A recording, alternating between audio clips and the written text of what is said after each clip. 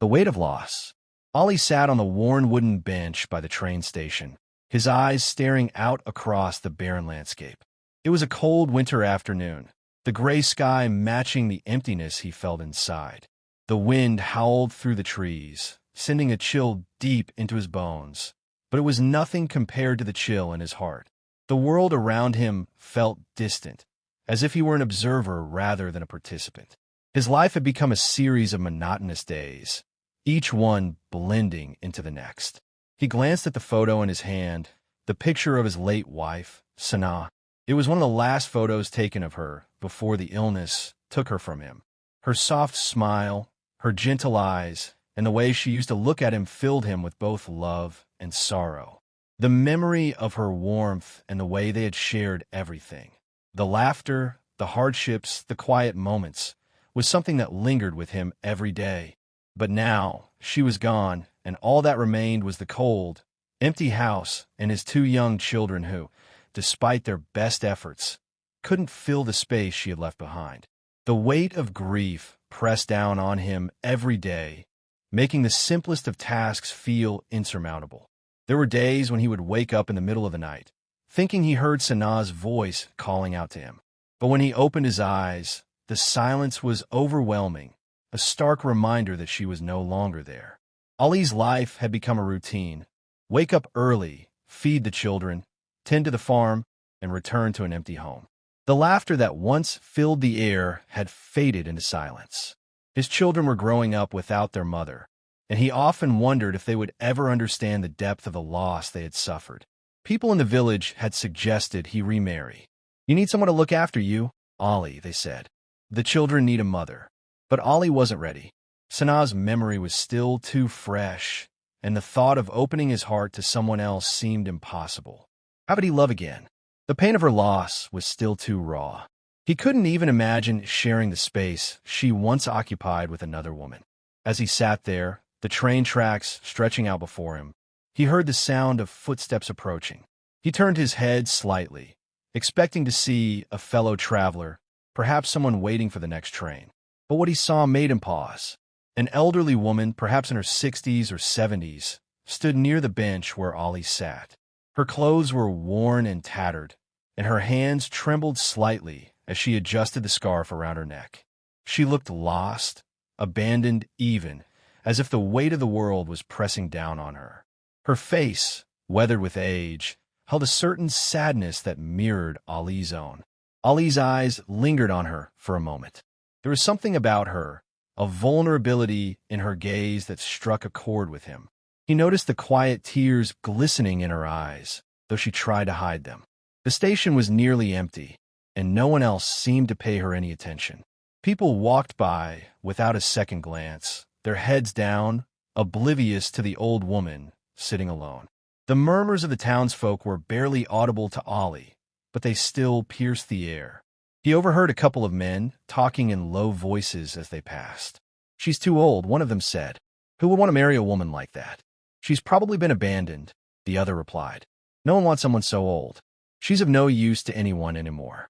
Ollie felt a pang of anger at their words, but it was quickly replaced by an overwhelming sense of sympathy. He had seen such cruelty before, the way society discarded people once they were deemed too old or too weak. It made him think of his own late wife, how some people had spoken of her when her health began to fail, as though she were no longer worthy of care or attention. Without thinking, Ollie stood up and walked over to the woman. He had no plan, no words prepared, but something inside him urged him to act. "Are you all right?" he asked gently, his voice breaking the silence between them. The woman looked up at him, startled at first, but then her eyes softened as if she had not expected someone to speak to her. She hesitated for a moment before nodding. "I'm fine," she replied, though the tremor in her voice betrayed her. "Just waiting." "Waiting," Ollie echoed, his brow furrowing in confusion. "For what?" The woman's lips trembled slightly, and she looked away, unable to meet his gaze. I was supposed to meet my children here," she said quietly. "They told me to wait at the station, but I've been here for hours, and they haven't come back." Ali's heart sank. He could feel the weight of her words, the loneliness, and the pain behind them. Her children had abandoned her, leaving her to wait in the cold, in the hope that they would return. But they never would. They left me here, she continued, her voice breaking. They said I was too old, too much of a burden. I have nowhere to go now. I've been tossed aside like an old piece of cloth. Ollie sat down beside her, the cold bench now feeling less distant. He didn't know what to say, but he knew one thing for sure. He couldn't leave her like this. For the first time in a long while, he felt a sense of purpose rising within him. He wasn't sure why, but something about this woman stirred a deep sense of compassion in him. Perhaps it was because, in a way, he understood her pain. He, too, had felt abandoned by the death of his wife, by the passing of time, by the burden of grief. "What's your name?" Ollie asked softly. "Zura," the woman replied, her voice barely above a whisper. "Zura." Ollie nodded, feeling an unexpected sense of connection. "I'm Ollie," he said, his words gentle. "You're not alone, Zura. I'll help you." And for the first time in a long while, Ollie didn't feel quite so lost. A shared struggle. The days that followed Zara's arrival at Ollie's home were filled with a quiet, unspoken understanding. Ollie didn't know what had possessed him to bring her home with him, but he couldn't ignore the pull of compassion in his heart. Zara was old, frail, and tired, but there was something in her eyes, a flicker of resilience, that reminded Ollie of his late wife, Sanaa. Zara didn't speak much, and neither did Ollie. It was as if their shared pain filled the silences between them, both knowing that words weren't always needed. Ollie's home, though modest and humble, felt like a sanctuary to Zara. The warmth of the fire in the hearth, the smell of freshly cooked food, and the quiet bustle of everyday life were all new to her. For years, she had been isolated, abandoned by her children, and left to fend for herself. The cold, empty streets of the city had been her only company, and now, sitting at Ollie's table, she felt something she hadn't in a long time: hope. The first few days passed quietly. Zara offered to help with the housework, but Ollie insisted that she rest. He had grown used to doing everything himself, but now he found himself with a new sense of purpose. Zara's presence in the house was not a burden. It was a comfort. Her gentle hands, though weathered and worn, seemed to know the rhythm of housework, and she quickly became part of the daily routine. One evening, as the sun began to set and the children played outside, Ollie found himself sitting beside Zara, a cup of tea in his hands. He looked over at her, her face bathed in the soft glow of the firelight. He could see the weight of her years in her eyes, the traces of a life lived through hardship. He wondered what had happened to her, what had led to her abandonment. But he didn't ask. He knew that pain could not always be shared in words. Sometimes it took time for the heart to open. "You've been through a lot, haven't you?" Ollie finally spoke, breaking the silence that had settled over them. Zara's eyes flickered to him, and for a moment, there was a sadness in her gaze. But then, she nodded slowly, as if coming to terms with the question. "I suppose we all have, in our own way," she said softly, her voice steady despite the weight of her words. "I had a family, once a husband, children. We were happy, or so I thought. But as the years passed, I grew older, and they began to see me as an inconvenience, a burden. My children, they stopped coming around. They told me I was no longer of any use to them." Ollie felt a pang of sorrow in his chest. He knew the pain of being abandoned. His wife, Sanaa, had suffered greatly before her passing, the pain of illness overshadowing the warmth of their once perfect life. The world had watched as she weakened, and the cruel whispers of others had made their way into Ollie's heart, just as they had for Zara. The pain of watching a loved one slip away was something he understood all too well. "They said I was too old to be of any use," Zara continued, her voice growing softer. "So they left me at the station, told me to wait, that they would come back. But they never did." Ollie's heart tightened as he listened. He couldn't imagine the betrayal Zara must have felt to be cast aside by the very people she had cared for. He had never experienced the sting of being abandoned by his own flesh and blood, but the loss of Sanaa had left a scar on him that would never fully heal. The pain of losing his wife was something he could never forget. "I know how that feels," Ollie said, his voice quiet. "Not the abandonment part, but the feeling of losing someone you love, someone who meant everything to you. Zara turned to him, her eyes searching his face for a moment before she nodded. I understand, she said softly. You've lost someone too, haven't you? Ollie didn't need to answer. His silence spoke volumes. Zara's understanding, the quiet acknowledgement of his pain, was enough. She didn't need to hear the details of his loss to know the weight he carried. In that moment, they were bound together by the shared experience of grief, the silent burden that neither of them could escape. Over the next few days, the connection between them grew. They didn't need to speak often. Their shared understanding was enough. Ollie's children, initially unsure of Zara's presence in their home, began to warm to her. They saw the tenderness in her hands as she helped with their chores, and the quiet way she listened to their stories. Though she was old, Zara had a way of making them feel seen, heard, and loved, something they hadn't realized they were missing.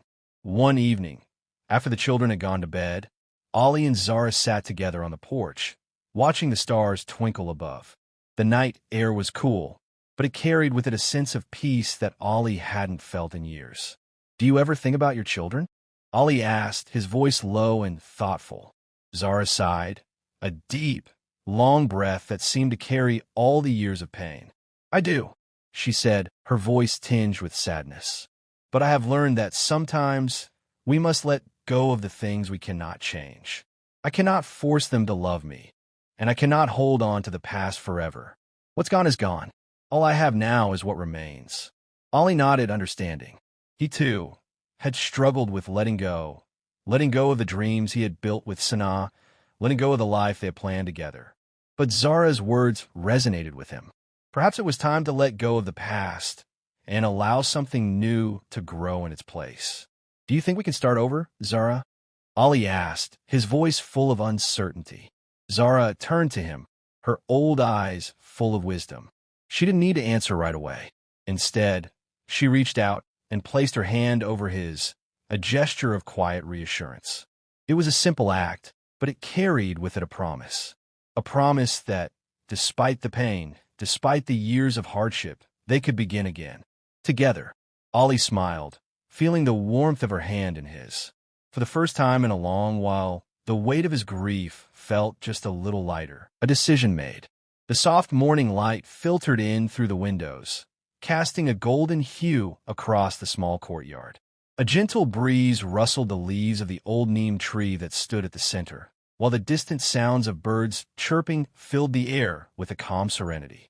Ollie sat quietly in the corner, a warm cup of tea in hand, watching Zara as she folded the children's clothes with patient, practiced hands. Her face was calm, framed by streaks of silver in her hair, and a small, peaceful smile played on her lips. There was a quiet dignity in the way she moved, a rhythm that seemed to blend into the very heartbeat of the home.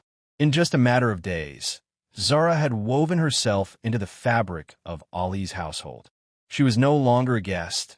She was a presence, a comfort, a quiet force of stability. The children, once confused by her sudden appearance, had begun to gravitate toward her naturally.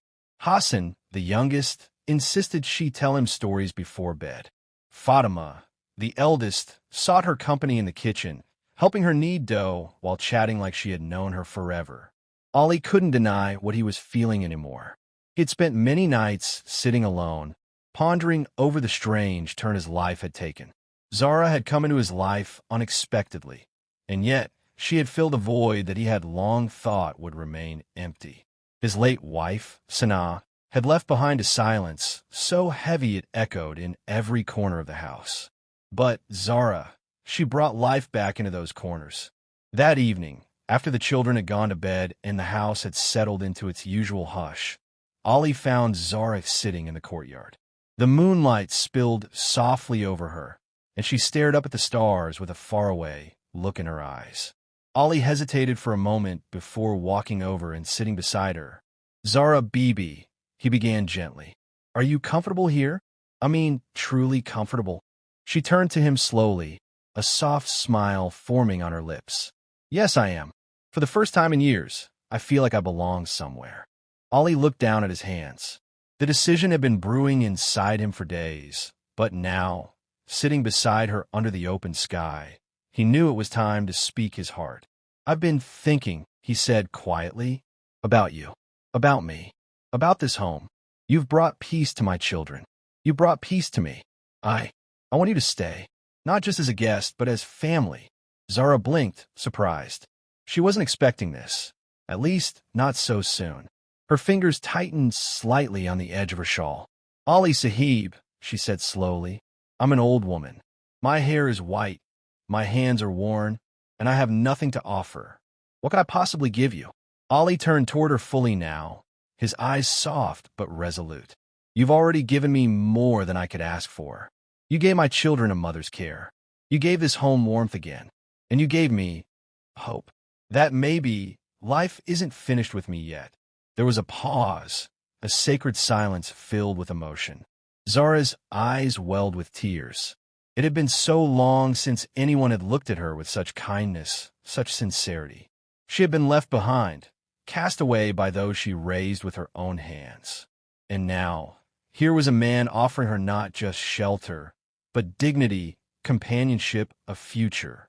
"Are you sure?" she asked, her voice trembling. "What will people say?" Ali chuckled gently. "Let them say what they want.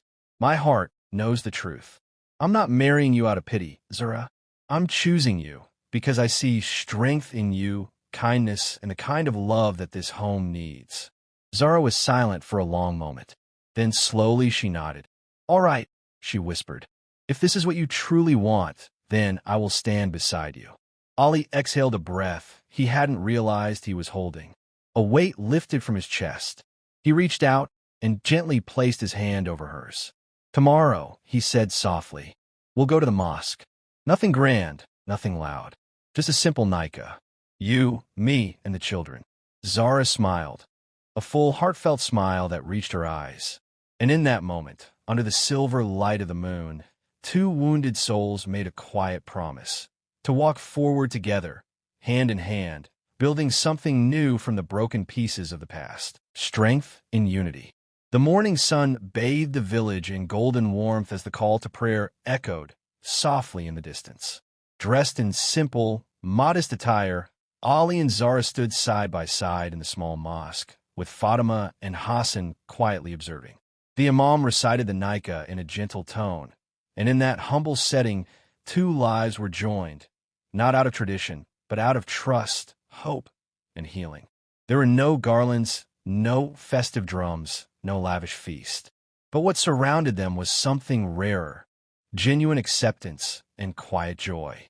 For the first time in years, Ali's home didn't feel like a place filled with echoes of sorrow. It felt alive. That evening, as neighbors heard the news, whispers filled the village. "She's much older than him. A widow herself, abandoned strange choice. What kind of man marries someone like that?" But others, those who truly understood pain and love, said something different. "Maybe this is what grace looks like. Perhaps this is what love means after loss." Ali and Zara didn't respond to the talk. They didn't have to. Their days were now filled with new rhythms, shared responsibilities, peaceful silences, and the kind of conversations only two people who've known grief can truly have. Zara rose early each morning, preparing breakfast while humming a soft tune. Fatima now called her Ammi with ease, and Hassan often clung to her shawl, refusing to leave her side.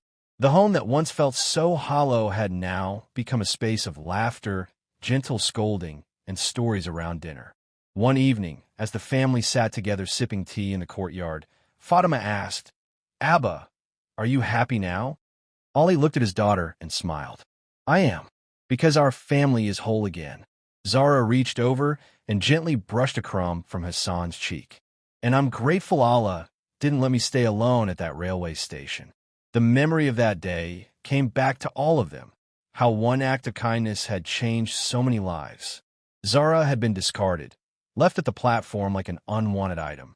And Ali, though struggling himself, had seen her not as a burden, but as a blessing. Their love wasn't built on youthful excitement or dramatic vows. It was rooted in shared survival, in dignity, and in the strength that comes when two people choose each other not despite their scars, but because of them. One day, While helping Zara in the garden, a young couple from the neighborhood approached. The woman, newly married, looked nervous. "Appa, may I ask something?" she said softly. Zara smiled, wiping her hands. "Of course." The young woman hesitated, then said, "People talk about your marriage. That he's younger, that you were alone. Doesn't it bother you?" Zara looked at her kindly. "It used to, but then I realized, when people talk, they're only revealing their own fears. Let them talk. What matters is what's inside this home, this heart. He respects me, the children love me, and I finally feel seen." Ollie, listening from nearby, added, "It takes courage to love beyond what society expects. But that's real love, choosing each other fully, without conditions." The young couple looked at them with admiration and hope. Maybe, just maybe, they too would find such courage. Months passed, and seasons changed. The fields around the village turned green with harvest. Life moved forward, but the bond between Ollie and Zara only deepened. They faced challenges, yes, illness, financial hurdles, and the occasional judgmental glance, but they stood together. Always. One evening, as Ollie closed the shop and walked home, he looked at the sky turning orange with twilight. He thought about how far they had come, from that railway station to this moment. Inside the house, Zara was waiting with warm roti, and the children were already seated. Laughter echoed as Hassan tried to retell a school joke, and Fatima corrected him with a big grin. Ollie paused at the door for a second, taking it all in. This wasn't the life he expected. It was better, because in Zara, he hadn't just found a wife. He had found strength, unity, home.